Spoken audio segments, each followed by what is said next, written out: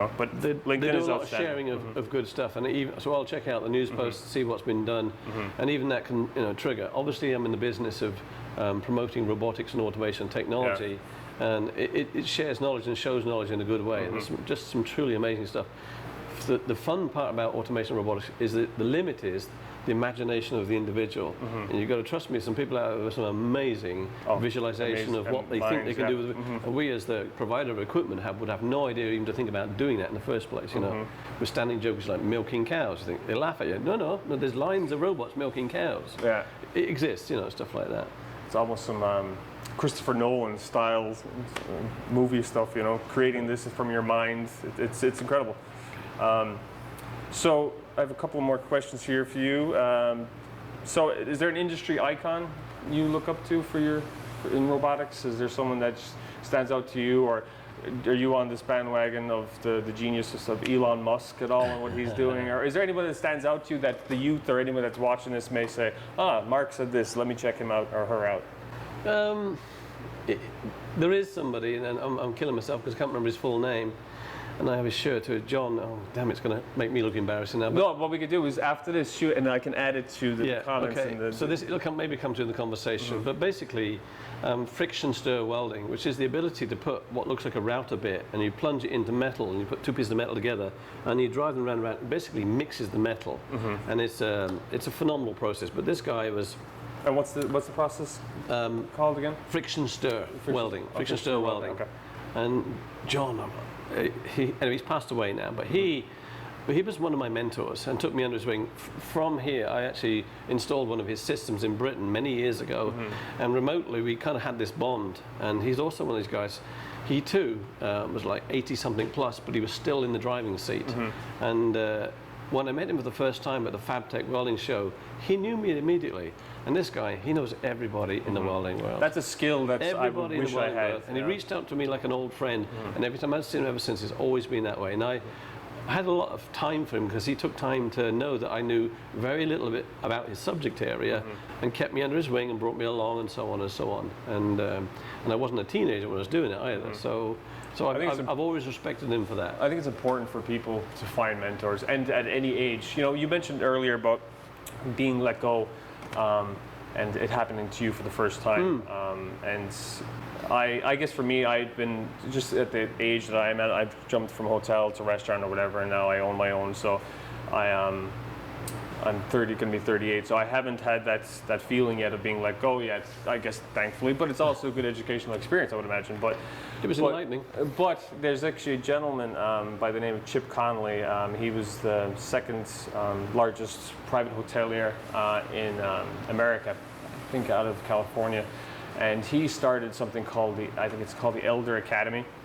I heard him on Tim Ferriss's podcast, and he basically started this Elder Academy, and from what I gather, it's almost those people like you and I that have all this experience, and that's like we have people need mentors, I guess is what I'm saying. And it's this group of people that come together and are part of this academy. And I think it's an amazing thing because I think, and this is another big part of this podcast, is for people to be able to look at experienced people such as yourself and say, geez, that's good to know. I'm better for knowing this information. So I think everybody needs a mentor, and I feel like you've got decades left of your experience and knowledge to give to people. So I genuinely feel that way. And John Heinrich is the man. I apologize. John Heinrich. So okay. I apologize for not remembering the first time I met John. But he is mentored and supported so many people. He's something of a godfather in the welding community. It's not just friction stir he knows, but he's something everybody knows John. And he's just one of those characters that he knows everybody and he knows you as an individual, and very talented gentleman. I think there's, again, Pornis, I believe he's carrying on a legacy now where sponsorship for young ones coming through are the John Heinrich Society. Oh, nice. So his name is so out his there. His legacy is moving on. It's still continuing on, which is really good. That's great. Do you have any words of advice for anybody that's getting into the industry, leaving high school, going to college to study engineering, robotics, and stuff like that? Any knowledge that you've accrued? You got to be prepared. It is basic stuff, really. You got to be prepared to try on something new. and try and run with it a bit, because you might not necessarily fully embrace it or understand it, but give it a chance, because there's so much evolving every day. And then the everyday stuff is, and it's kind of a bit of me really, is try and see it from somebody else's point of view. They're going to come at you with information or an approach, and immediately your reaction will be, well, no.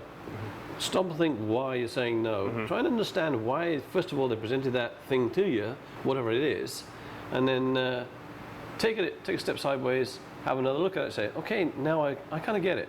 If you can do that, progress will take place between you, that conversation, and yourself. So just keep an open mind. Real simple stuff, actually, but it's kind of served me, I believe it served me fairly well through the years. It's a great lesson, you know. And I've had a lot to learn. Listen, absorb, and don't shoot from the hip quickly. Just, you know, take it all in, and then get the best answer to the equation collectively, I think. I've often watched two people have a conversation, realizing not actually listening to each other, or not. They think they're communicating, but they're not. And then and sometimes I interject.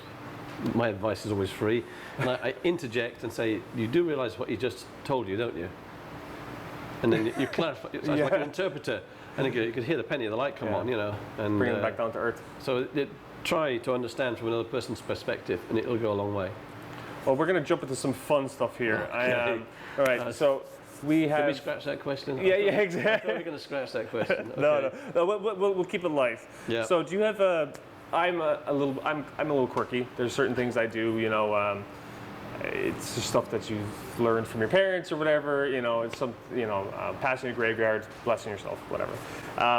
Is there any little quirks that you have that people that you find that are interesting, unique, funny? And I couldn't think of it. And I was reading out the questions to my wife last night. She says, it's obvious, isn't it? And I'm, what?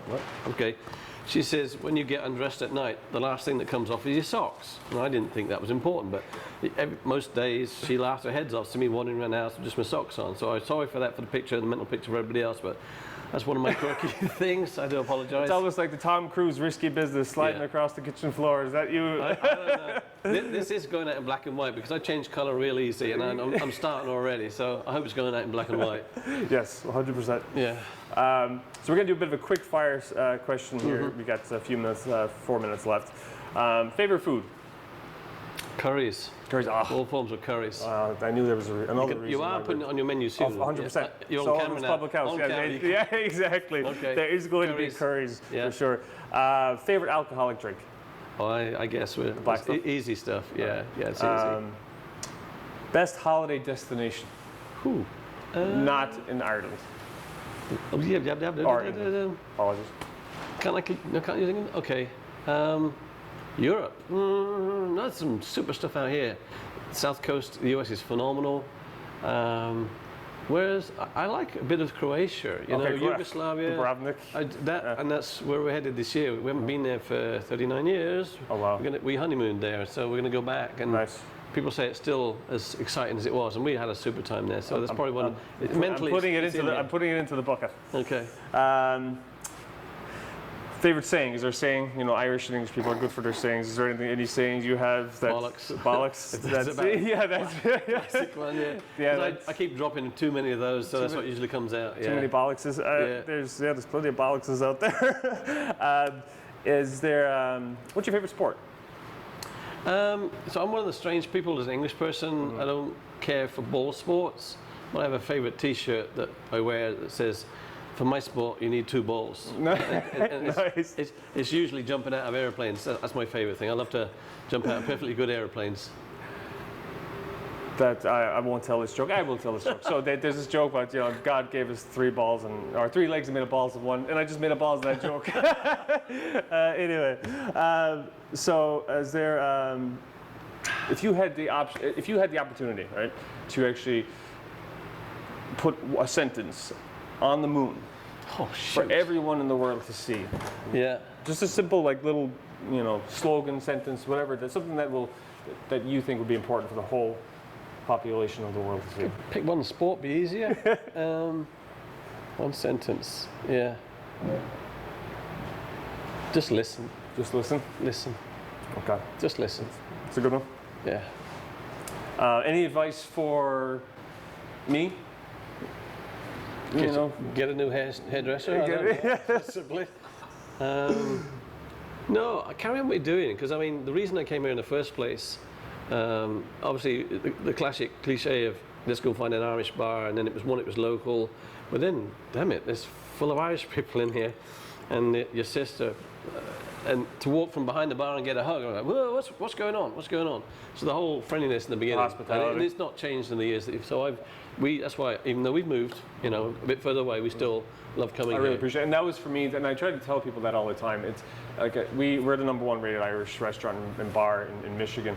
That's phenomenal. Thank you. It's not about the bells and whistles. It's not about the knickknacks and the chandeliers.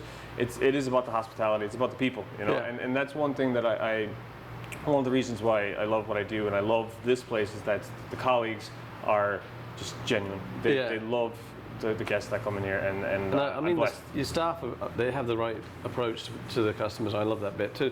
So I could probably name the vast majority of the staff, and that doesn't mean doesn't mean I camp in here and drink all the time. It just means they're good people. I'd say a good 70% of them are from day one too, which is awesome. Yeah. 5 years open in the hospitality with that many same staff. So, any advice for the next person coming on this podcast? No, enjoy yourself, be yourself, relax. A few anecdotes, come armed with a few things up your sleeve just in case he asks you an awkward question. And say bollocks at least once or twice. Okay. All right, Mark, I appreciate you. Thanks for coming on. Thanks One for for having the road, and we'll connect soon and have a few beers. Cheers. Cheers. Slán. Slán.